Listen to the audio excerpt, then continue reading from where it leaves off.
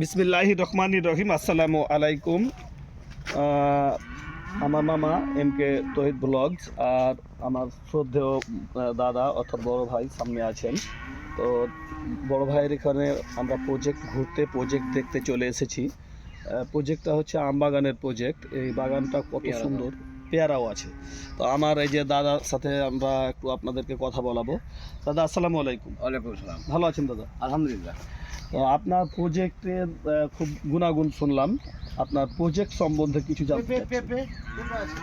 আমার প্রজেক্টে মোটামুটি এখন ভালো, খারাপ না।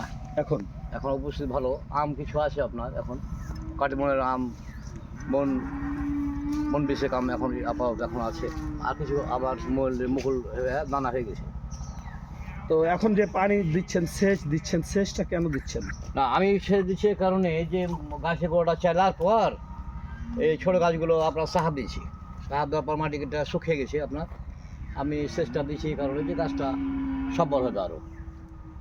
আচ্ছা, সেচ দিচ্ছেন, ভালো, আলহামদুলিল্লাহ। দেখেন ভাইজান যেভাবে আম চাষ করছেন, যেভাবে পেয়ারা চাষ করছেন, আপনারাও একটু ব্যাপারটাকে গুরুত্বের সাথে নেবেন এবং দেখবেন। কারণ হচ্ছে যে আমরা বাংলাদেশি, কৃষি প্রধান দেশ আমাদের। আমরা ব্যবসা করি, ভাইজান ব্যবসা করেন, কিন্তু ব্যবসা করলেও কিন্তু আমরা এটাকে ব্যবসা বলি না। সবাই বলে আম চাষি বা পেয়ারা চাষি। তো আমরা চাষে যদি স্বনির্ভরতা ফিরিয়ে আনতে চাই, তাহলে দাদার কাছ থেকে আমাদের কিছু জানা অবশ্যই দরকার। আচ্ছা দাদা, আমরা পেয়ারার কথা শুনলাম, আম আছে 20 মণ। তো এই 20 মণ আমের বর্তমান বাজার দর কত হতে পারে? ম্যাক্সিমাম ধরলে খুব কম হলে 15,000 টাকা মন, মানে 20,000 যাইছে। আমের কোয়ালিটি হিসেবে দাম তাহলে 20 দুগুণা 40, মানে 4 লাখ টাকা 20 মণ আমের দাম। 3 লাখ টাকা, মিনিমাম 3 লাখ টাকা, মিনিমাম 3 লাখ টাকা। দেখেন আমরা তার মানে যদি 5 বিঘা আম বাগান থাকে বর্তমানে, কাটিমন বা কল্যাণভোগ, তো আপনার এখানে কাটিমন আছে না কল্যাণভোগ আছে? এখানে আপনার এটা বাগান পুরোটাই কাটিমন আছে।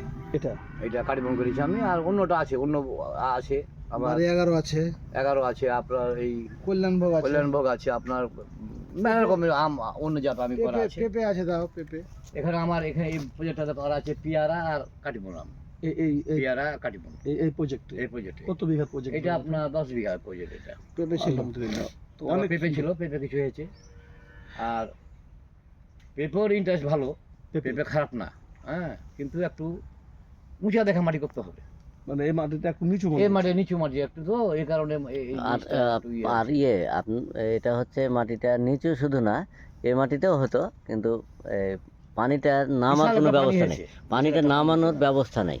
এই যে সামনে যেটা হবে, ক্যানেল হবে, এই ক্যানেলটা হয়ে গেলে এটার আর এই সমস্যাটা থাকবে না। ও আচ্ছা আচ্ছা। তো অনেক সুন্দর লাগলো আপনার বাগানটা পাইপ ঘুরে দিয়ে দেখার সুন্দর মতো। করে ওই ক্যানেলে চলে যাবে এক্সট্রা পানিটা। আপনার এই বাগানে ঢোকার মতন তো কোনো ওয়ে নাই এখন মনে হচ্ছে? না, আমার বাগান হচ্ছে কিন্তু ওখানে ঘুরে আসতে হবে। এইটা আপনার মোটামুটি বাংলাদেশ ইন্ডিয়ার বর্ডার, এটা ধরলেন। তাই তো, এই যে বর্ডারটা আমরা একটু দেখাই, আপনারা হয়তো এরিয়া পুরোটাই ঘেরা আছে আমার।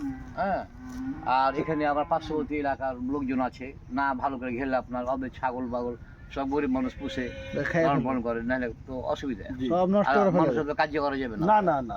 তো নিজের জিনিস নিজেকে সামনে রাখতে হবে। তো দেখছেন তো, একজন সতর্ক সচেতন মানুষ হিসেবে, একজন সুন্দর ব্যবসায়ী এবং আম চাষি, পেয়ারা চাষি এবং পেঁপে চাষি হিসেবে যতটুকু সচেতন থাকা দরকার, দাদার কাছ থেকে তার থেকেও বেশি সচেতনতা দেখতে পাচ্ছি। কারণ হচ্ছে সময় মতো পানি, সেচ, সেটা তো দেখতেই পাচ্ছেন এখন চলছে বর্তমানে। তারপরেও এই বাগানটাতে যেন কারো সাথে কোনো দ্বন্দ্ব না হয়, মানে নিজের উপকারের জন্য শুধু না, মানুষের গরু ছাগল এসে ক্ষতি করবে তার জন্য আগে সতর্ক হয়ে অনেক টাকা এখানে ইনভেস্ট, এগুলো দেখতে পাচ্ছেন তো, তার ভাড়া, এগুলোতে অনেক টাকা লাগে।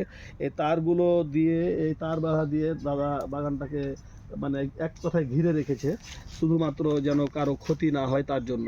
মানে নিজের ক্ষতি না, কারো ক্ষতি, মানে কারো ছাগল আসলে দ্বন্দ্ব হবে, এগুলো না করে তার থেকে নিজেই সতর্ক হয়ে গিয়েছেন। তো দাদুর যতগুলো কাজ দেখলাম আমরা, খুব ভালো লাগলো। দাদুর জন্য সকলে দোয়া করবেন। দাদার সাথে যদি যোগাযোগ করতে চান তাহলে পরে আমাদের যে এমকে তহিদ ব্লগস আছে, এমকে তহিদ ব্লগসের কমেন্ট বক্সে, এটা অবশ্যই ইউটিউবে যাবে, তো কমেন্ট বক্সে আপনারা দাদুর নাম্বার পেয়ে যাবেন। আম নিলে তো বুঝতে পারছেন 20,000 টাকা মন মাত্র, বেশি না। এখন এই সময়ে আম পাচ্ছেন, এটাই হলো সবচাইতে বড় কথা, তাই না দাদু? আর এটা 12 মাসি, সবসময় আম পাবেন। আর চেহারাখানটা একটু দেখে নেন একবার। আমার এখানে 12 মাসে আম হবে হ্যাঁ, 12 মাসি আম হবে।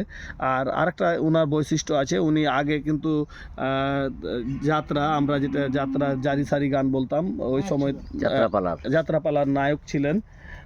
সে সময়ের দিনগুলো আমরা দেখিনি, কিন্তু শুনেছি উনি অনেক সুঠাম দেহের অধিকারী কিনা দেখে নেন। মাত্র বয়স 47-48 বছর বয়স, তারপরও এখনও মনে হচ্ছে কি 15 বছরের মতন বয়স হয়ে আছে দাদুর। তো সকলে দাদুর সাথে মিলেমিশে থাকবেন। দাদুর সাথে যে কোনো পরামর্শ, আম, পেয়ারা, পেঁপে এগুলো নিয়ে যদি কোনো পরামর্শ থাকে তাহলে দাদুর সাথে যোগাযোগ করবেন।